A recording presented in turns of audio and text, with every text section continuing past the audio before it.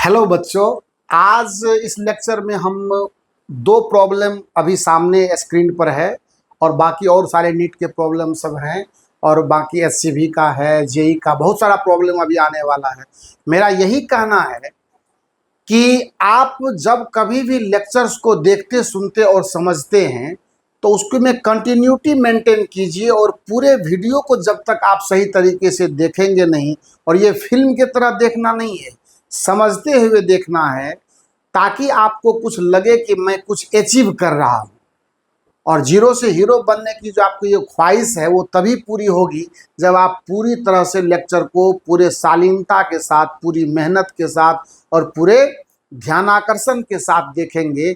तो ऑब्वियसली इतना बेहतरीन प्लेटफॉर्म आपको मिला हुआ है कि आपको फिजिक्स समझना, उसके रिलेटेड न्यूमेरिकल्स पे काम करना बहुत आसान हो जाएगा और वो हो भी रहा है क्योंकि बच्चों का भी सपोर्ट मिल रहा है।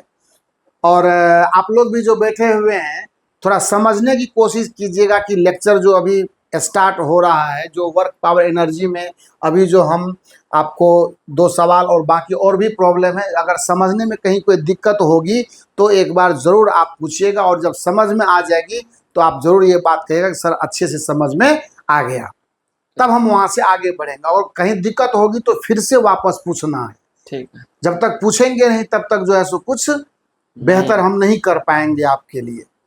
देखिए एक सवाल है, और जो थ्योरी अब तक आपको आई हुई है उसमें वर्क एनर्जी थ्योरम तो आपको पढ़ाए हैं, वर्क डन पढ़ाए हैं, एनर्जी क्या होता है, टाइप्स ऑफ एनर्जी की भी बात की है। कल तो लास्ट वीडियो जब हम आपके लिए शूट कर रहे थे तो उसमें हमने पोटेंशियल एनर्जी का पूरा डिटेल आपको दिखाया, इलास्टिक पोटेंशियल एनर्जी दिखाया, काइनेटिक एनर्जी का जो एक्सप्रेशन होता है वो हमने आपको दिखाया, half mv², elastic potential energy stored in the spring half kx0² and work done by spring force minus half kx0²।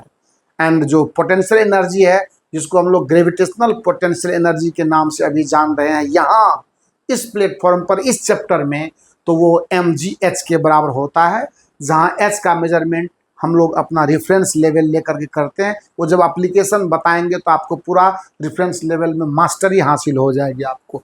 बहरहाल ये देखिए नीट 2023 का क्वेश्चन है, सही तरीके से मैं सवाल को पढ़ रहा हूँ, आपको समझाने की कोशिश कर रहा हूँ और जब समझ जाएंगे तो फिर इसको मैं सॉल्व करूंगा। सॉल्व करने के बाद तब मैं second problem and thereafter we will go for the next one, हम आगे की प्रॉब्लम भी करेंगे। The potential energy of a long spring when stretched by 2 centimeter is U। ये क्वेश्चन नीट 2023 में पूछा गया है, उसी को मैं डील कर रहा हूँ, सामने लिखा हुआ आप देख सकते हो। If the spring is stretched by 8 centimeter then potential energy is, कहता है कि जब 2 सेंटीमीटर में स्प्रिंग को स्ट्रेच करता हूं तो मुझे एनर्जी की वैल्यू U के बराबर प्राप्त होती है। अगर मैं इसे 8 सेंटीमीटर से स्ट्रेच करूं तो मेरे पास एनर्जी की वैल्यू क्या होगी, एंड 4 ऑप्शन है, 4U, 8U, 16U और 2U। आराम से समझते हैं, इसका मैं सॉल्यूशन दे रहा हूं। हम मान लेते हैं कि let the spring constant is K। आपको परेशान नहीं होना है, स्प्रिंग कांस्टेंट, चूंकि स्प्रिंग है तो स्प्रिंग कांस्टेंट तो K होगा। मान लेते हैं कि मेरे पास यह एक स्प्रिंग है और इस स्प्रिंग को मैंने इसके नेचुरल लेंथ से, ये मान लो यहाँ तक इसका NL पोजीशन है, इसे सॉल्व होने के लिए 2 मिनट मतलब मुश्किल से 20 सेकंड का है, पर मैं डिटेल आपको समझाते हुए काम करना चाहता हूँ।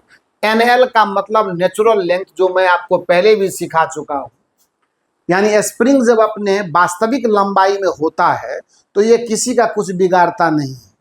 जब स्प्रिंग को तुम फैलाओगे तो तुम्हें लगेगा कि ये अपनी तरफ हमको खींच रहा है, ऐसा लगता है कि नहीं लगता है? यस सर, लगता है ना? Yes. थोड़ा कंफर्म होकर के बोलिए, इसे बकरी की तरह जो है सो ये नहीं कीजिए, थोड़ा स्मार्ट आवाज में बोलिए कि समझ में बात मेरी आई कि नहीं। Yes sir. स्प्रिंग अगर अपने नेचुरल लेंथ में होता, वास्तविक लंबाई में, तो ये हमारा कुछ भी नहीं बिगाड़ता, कोई फोर्स नहीं बनाता है ये। लेकिन अगर मैं स्प्रिंग को खींचूं या दबाऊं, इलोंगेट करूं या स्ट्रेच करूं या कंप्रेस करूं, तो दोनों ही कंडीशन में क्या होता है, स्प्रिंग एक फोर्स बनाता है, उसी को स्प्रिंग फोर्स कहते हैं।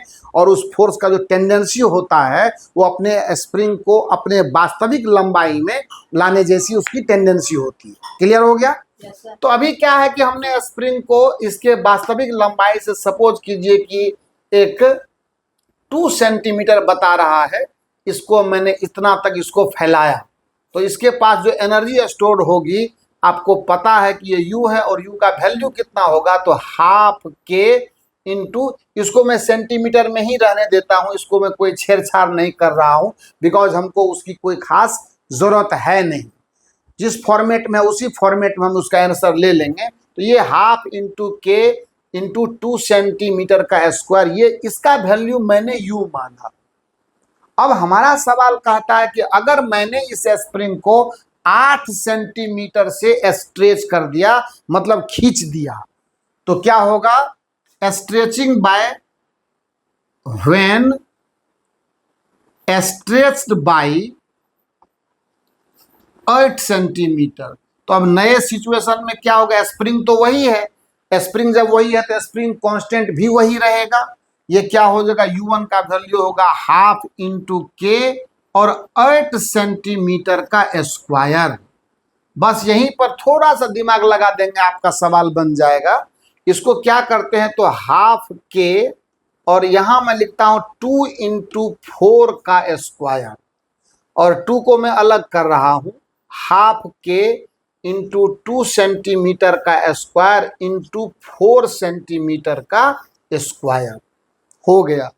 इसका वैल्यू आपके पास देखिए U के बराबर है, देखो अच्छे से है कि नहीं है? हाफ के इंटू 2 का स्क्वायर इक्वल टू U है हमारे पास। अरे बोलो है कि नहीं है? बोलते क्या नहीं हो? तो ये कितना हो जाएगा? ये बराबर होगा, इसके बदले में U लिख देता हूं और इंटू 4 को स्क्वायर करूंगा तो 16 हो जाएगा हमारा। यानी जो नए सिचुएशन में मेरे पास स्प्रिंग, ये energy stored in the spring की वैल्यू होगी वो 16 U के बराबर होगी, and C is the correct answer. पूरी तरह से समझ में आ गया? Yes sir. तो ये पूरी तरह से समझ में आ भी जाना चाहिए, क्योंकि आपको अलग अलग जगह पे जाएंगे तो अलग अलग जगह पे इसका अलग अलग तरह से सॉल्यूशन किया हुआ, हमको उसमें नहीं जाना है। हमें जो प्रोसेस इजियर है, जहाँ पर टेंशन कम है, जहाँ पे मामला इजी है, उस रास्ते को अपनाते हुए काम करना है। सो ये क्वेश्चन हम लोगों ने कर लिया। आप इसको पॉज करके नोट करेंगे, जो करने का होगा वो करेंगे, वो तो आपकी मर्जी है। हमें तो अपना काम करना है, लेकिन काम आपका ही है, करना हमको पड़ता है, ये अलग बात है। काम करके देंगे नहीं। और देखिए, नीट के क्वेश्चन की सबसे बड़ी क्वालिटी ये होती है कि जब घरों में सॉल्व करते हैं ना हम, तो हमें बहुत आसान लगता है, और ये लगता है कभी कभी कि क्यों इसको एग्जामिनेशन में पूछ लिया है। लेकिन ये आप अलर्ट रहिएगा, नीट के एग्जामिनेशन में टाइम फ्रेम बहुत इंपॉर्टेंट होता है। ये मैं बार बार बताता हूं बच्चों को कि आपको अगर क्वालिफाई करना है तो आपको प्रैक्टिस में आना पड़ेगा। ठीक है, मैंने इस सवाल को किया, इतना टाइम लिया, पर मैं ये मानता हूं कि इस सवाल को सॉल्व करने में आधा कैलकुलेशन आपको दिमाग के अंदर हो जाना चाहिए था। बल्कि जो वेल प्रैक्टिस वाले बच्चे हैं, इस सवाल को करने के क्रम में वो पेन भी नहीं उठाएंगे, डायरेक्ट आंसर करेंगे, क्योंकि उन्होंने इतना प्रैक्टिस किया हुआ होगा कि ये सब कैलकुलेशन अरे मुँह जबानी उसको हो जाएगा, उसमें कोई प्रॉब्लम नहीं है। अब देखिए, यहाँ एक क्वेश्चन बड़ा ही क्लासिकल, छोटा सा टेक्निक बहुत इंपॉर्टेंट, जिसको लोग नजरअंदाज करते हैं, उसको भाव नहीं देते हैं। पर ये सवाल देखिए क्या कहता था, energy required to break 1 bond of DNA is 10 to the power -20 joule. मैं इसका सॉल्यूशन अभी ले रहा हूं आपके लिए। तो क्या है, 10 to the power -20 joule energy required to break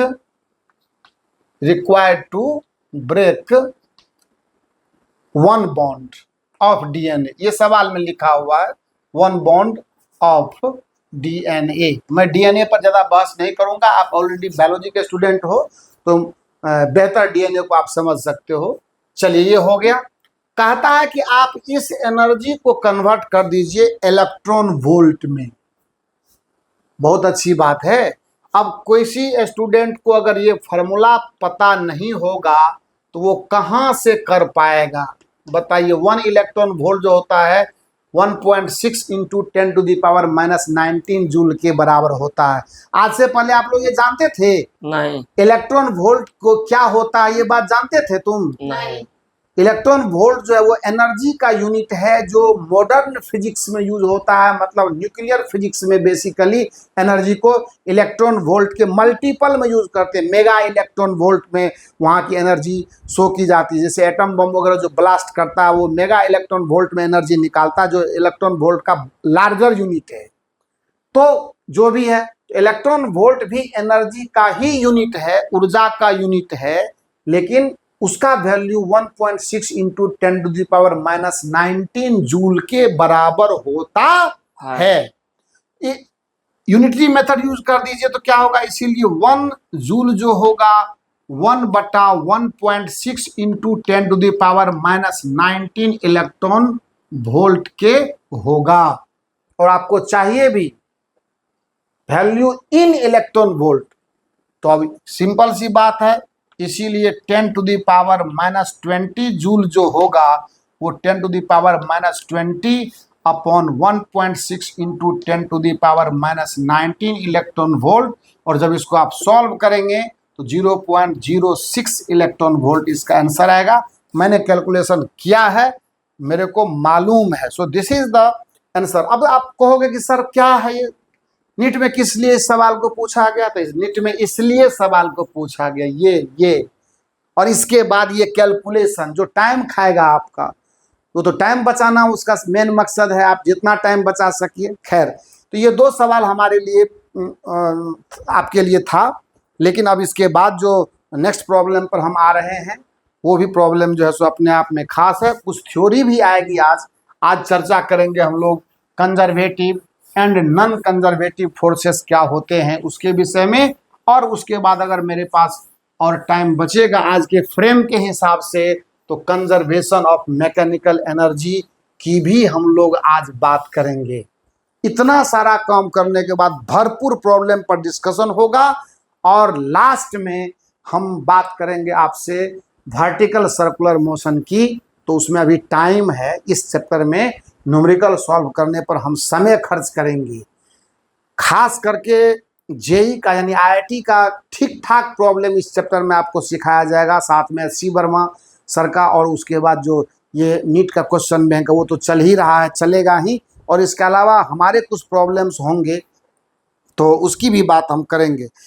देखिए अब क्या कहता है, एक प्रोजेक्टाइल से AIPMT 2001 का क्वेश्चन है, AIPMT 2001 का। आए हो पढ़ने के लिए, तुम लोग तो कुछ बोलबो करोगे, कुछ पूछबो करोगे, समझ में सब आ रहा है ना अच्छे से? Yes sir. कैसे ही खाली बैठ करके टाइम पास कर रहे हो? जो क्वेश्चन बता रहे हैं उस क्वेश्चन को सही तरीके से रियलाइज कीजिए, आपको भी बहुत सारा काम देने वाला चीज़ है इसमें। ऐसा कोई बात नहीं है जो आपको समझ में न आए, आ सकता है। और जब 12 का सिलेबस स्टार्ट करने वाले हैं एक नेक्स्ट वीक में, तो आप लोगों को भी ये इन्फॉर्मेशन मैं देता हूँ। हमारे कुछ बच्चे बैठे हुए आज, कुछ इन लोगों को लगा कि मतलब सर क्या पढ़ा रहे हैं, थोड़ा हम लोगों को भी सीखना है, तो ये भी कुछ सीख रहे हैं आपके साथ साथ।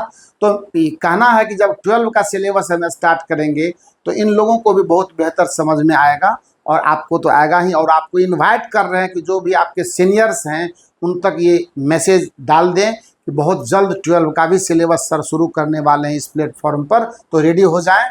और आप जितना ज़्यादा महसूस करेंगे इस चैनल को, इस प्लेटफॉर्म को, उतना ज़्यादा फायदे में रहेंगे। फिजिक्स का कोई जवाब नहीं होगा आपका। चलिए इस क्वेश्चन को मैं देखता हूँ। कहता है कि a stone is thrown at an angle of 45 degree to the horizontal. कहता है कि a stone is thrown at an angle 45 degree from the horizontal. Simple सा प्रॉब्लम है। मुझे तो लगता है कि इस तरह के प्रॉब्लम को कितनी बार हम लोगों ने डिस्कस किया, उसका गिनती नहीं है।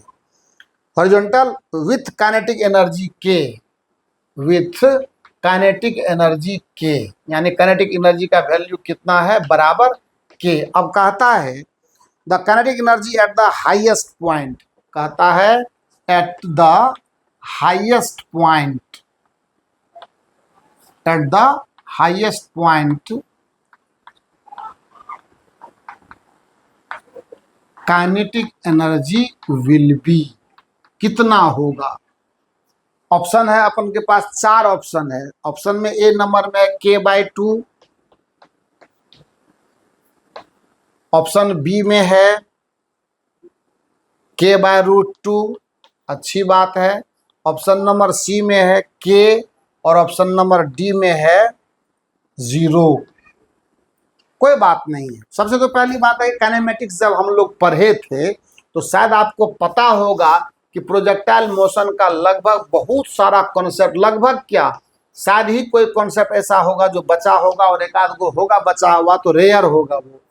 इसको आप मान लेते हैं एनी वेलोसिटी u से, क्योंकि वो दिया नहीं है, ये स्टोन का यानी पत्थर का टुकड़ा है, पर इतना पता है कि ये 45 डिग्री एंगल पर प्रोजेक्ट किया गया है, और वो भी हॉरिजॉन्टल से, तो नो प्रॉब्लम। अब कहता है कि जब यहां पर मैं इसको प्रोजेक्ट कर रहा हूं तो काइनेटिक एनर्जी का वैल्यू है, जो आपको पता है कि ये ½ mU² है, जिसका मान में k, सवाल ने बोल दिया है, मैंने नहीं बोला है। मास ऑफ द स्टोन हमने सपोज कर लिया कि m है, एंड वेलोसिटी ऑफ प्रोजेक्शन भी हमने u मान लिया। कहता है कि जब ये प्रोजेक्टाइल रन कर जाता है तो जब अपने हाईएस्ट पॉइंट पर होता है, मतलब यहां, तो इस समय में इसकी काइनेटिक एनर्जी कितनी होगी, ये आपसे पूछा जा रहा है। सिंपल सी बात है। आपको तो पता है कि यहाँ पर सिर्फ हॉरिजॉन्टल कंपोनेंट ऑफ वेलोसिटीज का रहेगा। आपको ये पता है कि ये होता है u cos 45 डिग्री, यानी ये होगा u cos 45 डिग्री। परेशान नहीं होना है, सवाल में कहीं ना कहीं टेक्निक रहता ही है। यहाँ का जो ke1 है, इसीलिए कितना हो जाएगा, बस देख लीजिए आप, ke1 की जो वैल्यू होगी वो ½ और u cos 45 डिग्री का होल स्क्वायर। आंसर के लिए परेशान नहीं होना है, वो अपने आप आता है, हम उसको नहीं लाते हैं। कैसे आता है तो यहाँ आप देख लें, सिर्फ आप सॉल्व करें, अपना काम करें। ½ mU² तो मैंने लिख दिया, u को मैं बाहर निकाल लिया, mU² हो गया, इसको ब्रैकेट कर लेते हैं, एंड cos 45 डिग्री का मतलब 1/√2, और इसका होल स्क्वायर आ जाएगा। अब आप खुद देखिए कि ½ mU² जो ये वैल्यू है वो के बराबर है। Yes sir. देख रहे हो ना तुम लोग, समझ में बात आ रही है कि नहीं? Yes sir. बीमारी की तरह मरो, क्लियर बोलो, समझ में आ रहा है कि नहीं आ रहा? Yes sir. तो ½ mU² का वैल्यू आपको के बराबर है, तो यहाँ के लिख दीजिए। यहाँ जब आप के लिख दिए तो इसका वैल्यू 1/2 होगा कि नहीं होगा? अब आप बताइए कि k1 का वैल्यू आपके पास आया कि नहीं आया? कितना आया? k/2 आया आपके पास। देखिए फर्स्ट ऑप्शन में k/2 है, एकदम खुशी खुशी आप इसको चुन लीजिए, कहीं से कोई दिक्कत वाली बात नहीं होगी। समझ में सब सही तरीके से आ रहा है? Yes sir.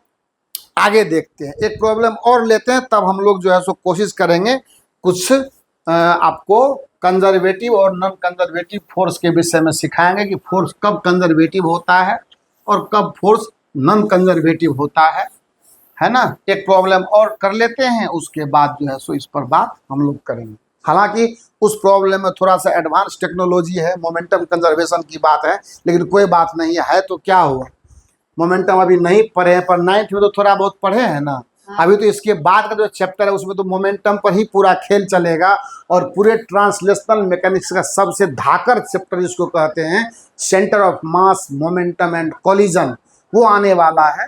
थोड़ा सा इंतजार कीजिए, इतना ब्रांड है उस चैप्टर में भरा हुआ कि मन आपका खुश हो जाएगा।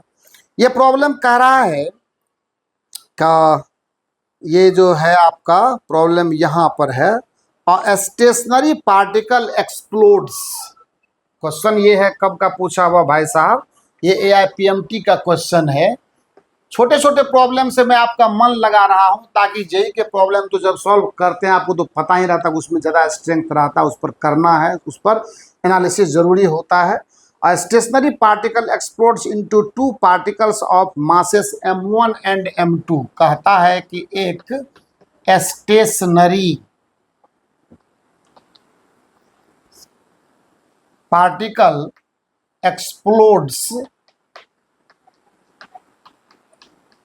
सच्चाई यही है बच्चा कि फिजिक्स की पढ़ाई का मतलब ही होता है न्यूमेरिकल की पढ़ाई। हम जो बार बार आपको न्यूमेरिकल सॉल्व करने पर इतना स्ट्रेस देते हैं वो इसीलिए देते हैं कि वो तुम जब तक न्यूमेरिकल पे पकड़ नहीं बनाओगे फिजिक्स का एक भी कॉन्सेप्ट तुम्हारे दिमाग में बैठा हुआ नहीं रहेगा। फिजिक्स का लाइफ लाइन है, वो जीवन रेखा है और उसमें सारे थ्योरी अपने आप रिपीट होते रहते हैं, याद होता रहता है। जो भी लोग पहले पढ़े हैं, जो लोग सफल हुए हैं, उनसे आप ये सीखिए, उनसे आप जानिए, आपको खुद लगेगा कि नहीं ये बात बिल्कुल सही है। तब बात यही हो जाती है कि अब पछताए होत क्या, जब चिड़िया चुग गई खेत, जब समय निकल जाता है तब लोगों को लगता है कि आहा सर कह रहे थे, है ना, अगर हम बात मान लिए होते तो आज हमारी हालत इतनी खराब नहीं होती। तो ये ध्यान देना है। और stationary particle explodes into two parts of masses m1 and m2, two parts in masses। कितना? टू पार्ट्स ऑफ masses या टू पार्टिकल्स लिखा हुआ, चलिए कोई दिक्कत नहीं, m1 m2 which move in opposite direction, which move in opposite direction with velocity v1 and v2, direction with velocity.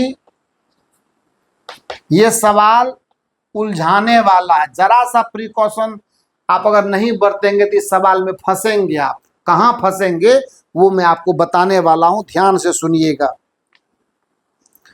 v1 and v2, the ratio of their kinetic energies, the ratio of their kinetic energy E1 बट्टा E2, यानी पहले का kinetic energy E1 है, दूसरे का E2 है, दोनों का रेशियो चाहिए आपको। अब देखिए ऑप्शन क्या देता है, ऑप्शन भी इसका बड़ा कलाकारी वाला है। पहला तो 1 है, दूसरा अगर आप देखें, दूसरा है आपको m1 v2 बटा m2 v1, m1 v2 बटा m2 v1, और तीसरा है आपका m2 बाई m1, तीसरा है m2 बाई m1, एंड चौथा है शायद m1 बाई m2, चौथा है m1 बाई m2। ठीक है, m1 बाई m2। अब कैसे करें सवाल को सॉल्व? हमको पता है काइनेटिक एनर्जी तो होता ही है क्या, पहले का वेलोसिटी v1 है, दूसरे का v2 है, पहले का मास, जैसे मान लेते हैं आप ऐसा समझ लो कि एक बड़ा साइज का कोई पार्टिकल था, ब्लास्ट कर गई, था ये रेस्ट में, है ना। और ये जो कॉन्सेप्ट है सेंटर ऑफ मास यानी सिस्टम के द्रव्यमान केंद्र पर भी आधारित है। आप चाहें तो मोमेंटम कंजर्वेशन है, संवेग संरक्षण पर भी इसको उठा सकते हैं, कहीं कोई प्रॉब्लम नहीं है। बात वही की वही करने पर उसमें आपको उतना झोल लेने का जरूरी नहीं है। ये इतना बता दिया है कि इसका जो है दोनों का मूवमेंट, अब ये एक्सप्लोड कर गया, ये फट गया। एक्सप्लोड करना मतलब क्या होता है? ब्रस्ट करना यानी ब्लास्ट करना, दो हिस्से में टूट गया, एक का मास m1 और दूसरे का मास m2 आया। ठीक बात। पर ये चला मान लो v2 इस वेलोसिटी से और ये चला v1 इस वेलोसिटी से। आपको पता होना चाहिए, नहीं है पता तो मैं बताता हूं कि ये जो ब्लास्ट किए हैं दोनों, तो इंटरनल फोर्स से ब्लास्ट किए, और ऐसा थ्योरी कहता है, ऐसा कॉन्सेप्ट कहता है कि अगर मान लेते हैं ये बॉडी जो भी इसका मास m1 प्लस m2 ही तो रहा होगा ना, इसका सेंटर ऑफ मास अभी रेस्ट में है, कहीं कोई मूवमेंट इसमें नहीं हो रहा है, यानी VCM का वैल्यू 0 है। तो रूल कहता है कि जब तक किसी सिस्टम पर एक्सटर्नल फोर्स का अटैक न हो, उसके सेंटर ऑफ मास में कोई भी उसके वेलोसिटी में कोई भी चेंज यानी स्टेटस में कोई चेंज नहीं आ सकता है। अगर वो पहले से रेस्ट में था तो अभी भी वो रेस्ट में ही रहेगा।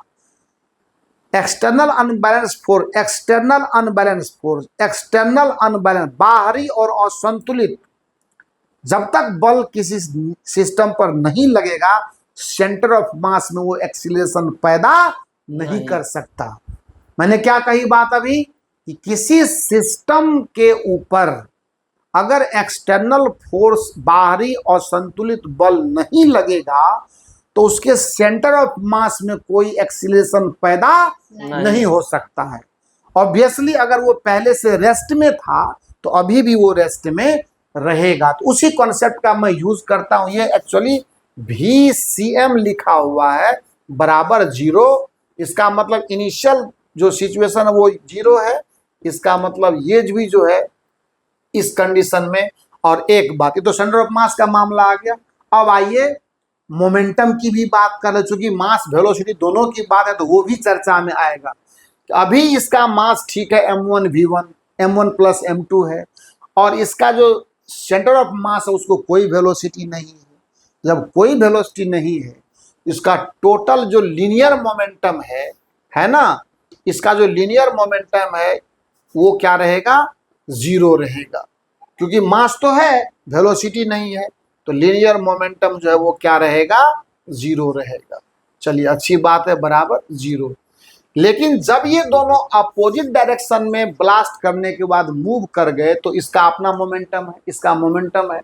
तो आपको ये भी समझना पड़ेगा कि किसी भी सिस्टम का लीनियर मोमेंटम तब तक चेंज नहीं करता है जब तक सिस्टम पर कोई एक्सटर्नल अनबैलेंस फोर्स काम न करे। इंटरनल फोर्स से ये सब कोई हंगामा होने वाला नहीं है। थोड़ा इंतजार करना है। ये मैं 9th के बेस पर जो थोड़े बहुत बच्चे पढ़े होंगे तो उसको ये समझ में बात आ रही होगी, पर लगभग पढ़े ही होंगे, ऐसा नहीं है कि मतलब नहीं पढ़े हैं। तो ये क्या होगा, इसका मतलब F एक्सटर्नल अपन के पास 0 है। कुछ तो हमने ब्लास्ट होने में थोड़े है कि हमने फोर्स लगाया और वो इंटरनल फोर्स के चलते ब्लास्ट किया है, तो इसीलिए क्या होगा, 0 बराबर। अब देखिए एक डायरेक्शन प्लस तो दूसरा माइनस, क्या होगा, equal to minus m1 v1 plus m2 v2। अब ये यहां से कंफर्म करता है कि m1 v1 बराबर होगा m2 v2 के। क्लियर हो गया मामला। और ये बहुत यूजफुल चीज बन करके आता है। गन फायर करेगा, बुलेट का वेलोसिटी, गन का वेलोसिटी, ये तमाम चीजें मोमेंटम कंजर्वेशन के एक से एक रनिंग चीजें हैं। उसके लिए थोड़ा सा इंतजार करना है और आसान सब है। ये बड़े बड़े प्रॉब्लम पर तो असर डालता है। अब देखा जाए, मेरे पास वहाँ स्पेस की कमी है, प्रॉब्लम ऑलरेडी मैंने लिख ही दिया है आपको, तो आप इसको देख लेना है। और अब जो बात मैं कहा, मुझे E1/E2 चाहिए, याद रखिएगा। और अब तो क्या करना है, तो लिखते हैं यहाँ पर, इसीलिए E1/E2 इक्वल टू E1/E2 का जो वैल्यू होगा वो होगा हाफ m1 v1 स्क्वायर बटा हाफ m2 v2 स्क्वायर। देखिए ये हाफ तो खत्म हो गया, इसको क्या कहेंगे, m1 बटा m2 है ना, इंटू v1 बटा v2 का स्क्वायर। आपको कुछ नहीं करना है, यहाँ से v1/v2 का वैल्यू निकाल के रख दीजिए। कहेंगे v1 बटा v2 हमारे पास है m2/m1 के बराबर। कोई दिक्कत नहीं, क्योंकि हमारा ऑप्शन आप यहाँ देख लो, कहीं पर भी v नजर नहीं आ रहा। अगर v है तो यहाँ m1 के साथ अटैच है, तो आप यहाँ देख लो। यानी ज़्यादा फोकस किया गया मास रेशियो पर, तो मैं v1 v2 को हटाने की कोशिश करूँगा। अगर हटेगा तो ठीक है, नहीं हटेगा तो देखा जाएगा। फिर तो देखते हैं कौन सा आता है। अब तो मुझे लगता है हट ही गया ये, इसीलिए क्या होगा, E1 बटा E2 बराबर होगा, इसीलिए E1 बटा E2 जो होगा बराबर, देखिए m1 बटा m2 हुआ। और अब क्या करना, v1 बटा v2 के बदले में यहाँ m2 बटा m1 का स्क्वायर कर देंगे।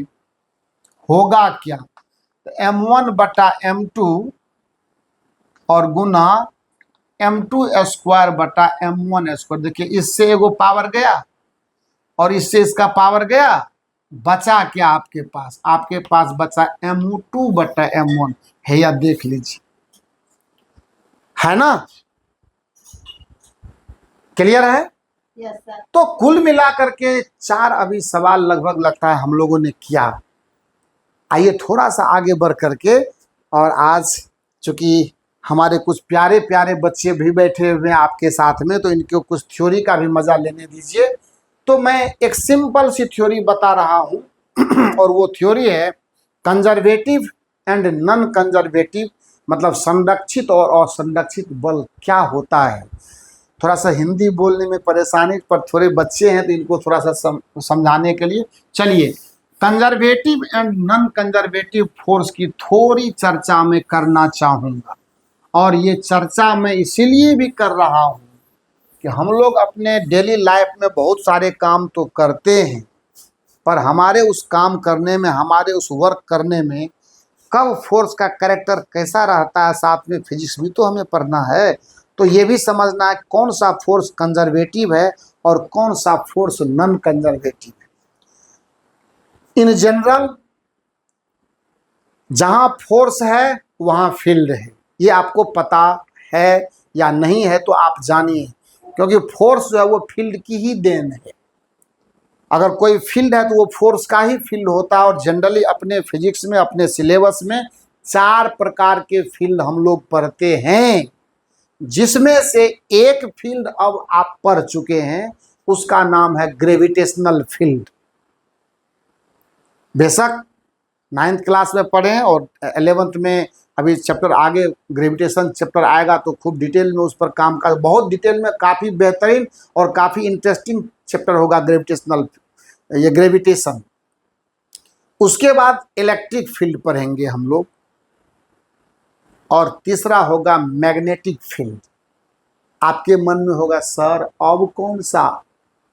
तो एक होता है बहुत यूनिक फील्ड है जिसका नाम है इंड्यूस्ड इलेक्ट्रिक फील्ड, जो ईएमआई चैप्टर यानी इलेक्ट्रोमैग्नेटिक इंडक्शन जब 12 में हम लोग पढ़ेंगे, 12 के टॉपिक का वो ब्रांडेड चैप्टर माना जाता है, तो वहाँ पर हम लोग डिस्कस करेंगे induced electric field.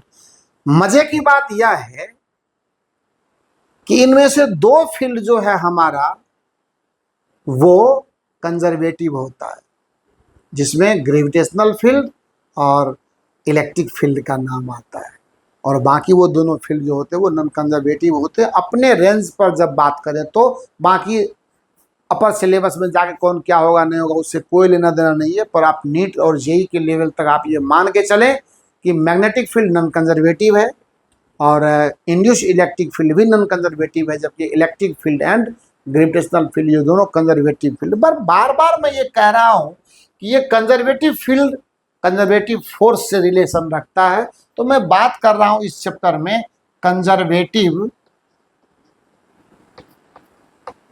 And non conservative force.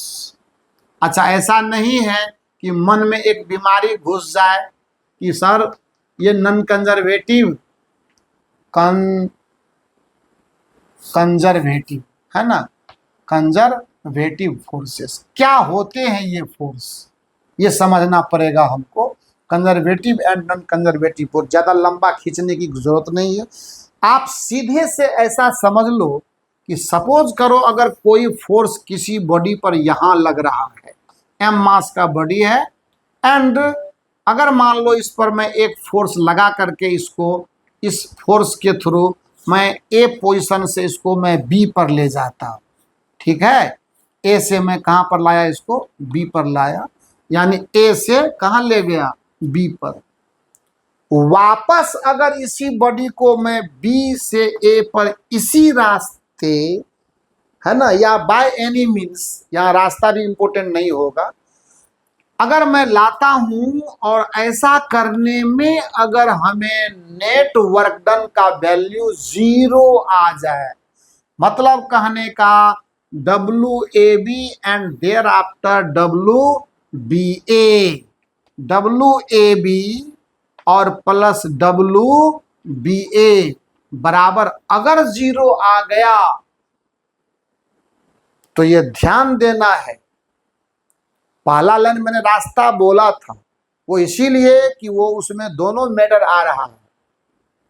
आपको ये समझना होगा कि अगर मैंने इस वर्क डन को राउंड ट्रिप, इसको कहा जाता है, राउंड ट्रिप कहते हैं इसको। और जाहिर सी बात है कि कोई भी वर्क डन राउंड ट्रिप में अगर 0 होगा तो वो पक्का पाथ से इंडिपेंडेंट होएगा। और अगर ऐसा हो रहा है यानी पाथ का होना कंपलसरी नहीं होगा, ऐसा मेरा मानना है। सो राउंड ट्रिप में अगर नेट वर्क डन का वैल्यू 0 आ जाए तो इसका मतलब है वह फोर्स कंजर्वेटिव है। आप करके देखो, ग्रेविटेशनल फील्ड में आप वर्क करके देखो, सिंपल सी बात है। अगर यहां से सपोज कीजिए कि m मास के किसी ब्लॉक को मैं यहां लाता हूं h हाइट पर, a से b पर ये गया है ना, तो अगर मान लेते हैं कि वर्क डन जिसका देख लीजिए, mg का ही वर्क डन देखिए, तो wmg का मान कितना होगा बताया जाए आपको, ये होगा -mgh होगा। क्यों होगा -mgh? तो mg नीचे काम कर रहा है और डिस्प्लेसमेंट आप ऊपर दे रहे हो, दोनों के बीच में एंगल बन रहा है 180 डिग्री का। और मैं अपना वर्क नहीं कर रहा हूं चर्चा, ये मैं इस फोर्स का वर्क खोज रहा हूं। तो वर्क डन बाय ग्रेविटी, मैंने फोर्स ऑफ ग्रेविटी जो होगा इस कंडीशन में आपको -mgh होगा। लास्ट लेक्चर में ये बताया हुआ। फिर देखो a से b पर गया, वापस मैं यहां से इसको रिलीज कर देता हूं। फिर मैंने अपना कुछ नहीं किया, फोर्स ऑफ ग्रेविटी के जिम में इसको रख दिया। अब क्या है कि mg भी नीचे और यहां से डिस्प्लेसमेंट भी इसी डायरेक्शन में, तो WBA का जो मान होगा वो हो जाएगा mgh। हो गया। अब राउंड ट्रिप का मतलब WAB प्लस WBA, आप करके देख लीजिए तो कितना आता है, WAB और प्लस WBA, ये होगा a से b का -mgh है और ये प्लस mgh है। क्या आया? 0 आया कि नहीं आया? आया ना? Yes sir. एक राउंड ट्रिप लेने पर नेट वर्क डन 0 आया ना? यस। और अगर एक राउंड ट्रिप लेने पर नेट वर्क डन 0 आया, इसका मतलब ये फोर्स हमारा कंजर्वेटिव फोर्स है। सो फोर्स ऑफ ग्रेविटी जो वो क्या है, कंजर्वेटिव फोर्स है।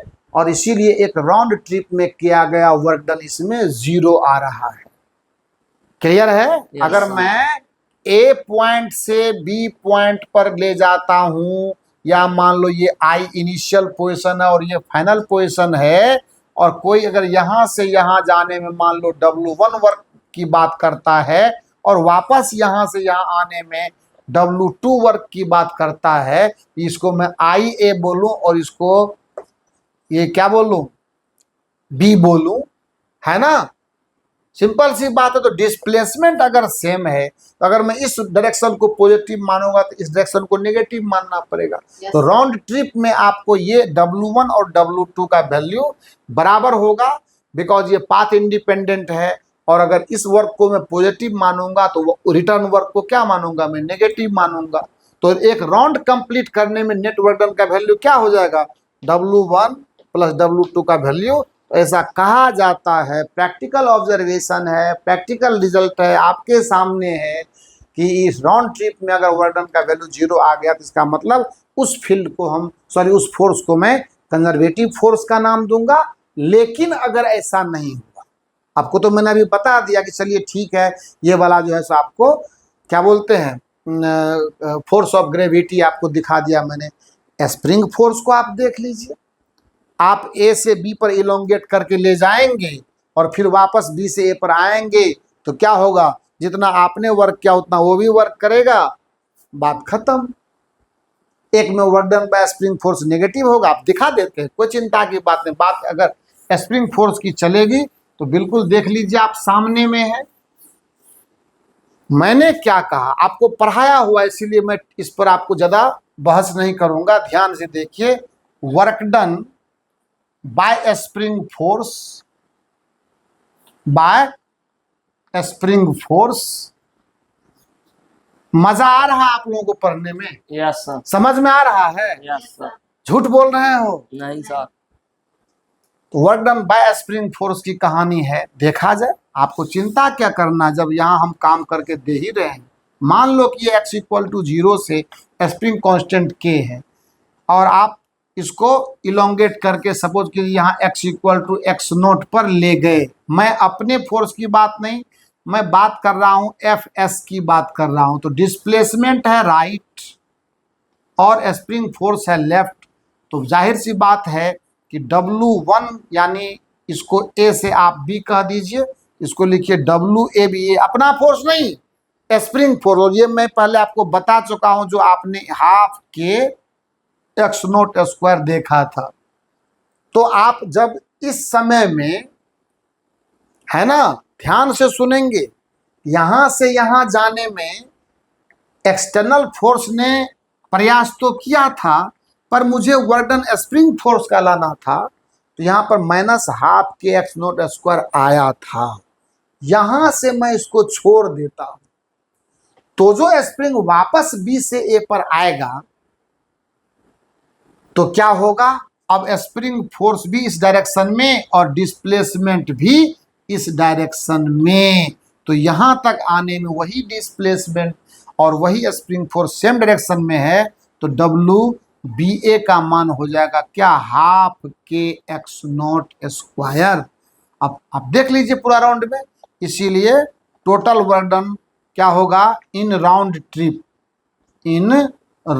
ट्रिप जो होगा ये होगा बराबर 0। And that's why we say that spring force is conservative.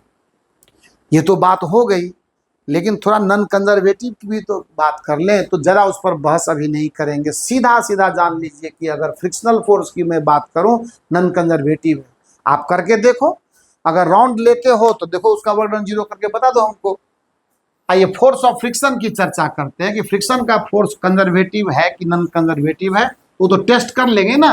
Round trip में अगर वर्क डन 0 नहीं आएगा तो हम लोग उसको नॉन कंजर्वेटिव बोलेंगे। फ्रिक्शनल फोर्स देखा जाए कि फ्रिक्शनल फोर्स जो है, फ्रिक्शनल फोर्स क्या है, बस एक सेकंड में आपको समझ में बात आ जाएगी। सपोज कीजिए ये m मास का कोई ब्लॉक है, रफ सरफेस पर है, फ्रिक्शन कोफिशिएंट म्यू है, मास इसका m है। ये मान लेते हैं A से चला गया, सपोज करो यहाँ B पर आया और यहाँ से ये डिस्प्लेसमेंट इसका D, ये तो पाथ डिपेंडेंट होगा, बिकॉज जब कॉन्टैक्ट सरफेस रहेगा ही नहीं तो फ्रिक्शन बनेगा कहाँ से। और आपने इसको कोई सा फोर्स लगाया F और उस फोर्स से आपने डिस्प्लेसमेंट दिया A से। मैं बात करूंगा सिर्फ किसका, फ्रिक्शन फोर्स की बात करूंगा मैं। तो ये F फोर्स लगा करके ले गए, लेकिन फ्रिक्शन जो है सो इधर लग रहा है, तो क्या होगा WAB। मैं वर्क डन फ्रिक्शन फोर्स का नहीं, work done by frictional force, work done by frictional force, सही बात है, फ्रिक्शनल फोर्स WAB का मान क्या होगा, ध्यान से देखिए। नॉर्मल रिएक्शन हुआ, फ्रिक्शन का फोर्स म्यू इंटू एन होता है और एन बराबर किसके है, mg के।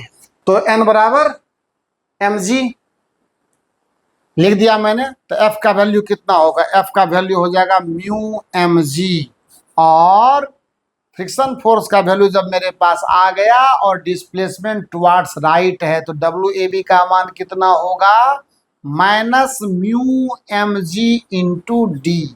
आप AB का तो निकाल लिए, अब वापस इसको B से A पर लाइए, वही फोर्स रहेगा और वही डिस्प्लेसमेंट है, वही रास्ता भी है, पाथ डिपेंडेंट होगा ये, क्योंकि कॉन्टैक्ट सर पे मैं पहले भी बोल चुका हूं। तो जब W आप BA करेंगे ना, अगेन जब आप WBA लाएंगे तो क्या होगा, डिस्प्लेसमेंट जैसे ही आपने इधर देना शुरू किया फ्रिक्शन का फोर्स फिर इधर पैदा ले लेगा और बाकी कंडीशन एज इट इज रहेगा, mg यहाँ भी रहेगा और नॉर्मल यहाँ रहेगा। तो अगेन WBA जो होगा ना ये भी होगा आपको minus mu mg into D.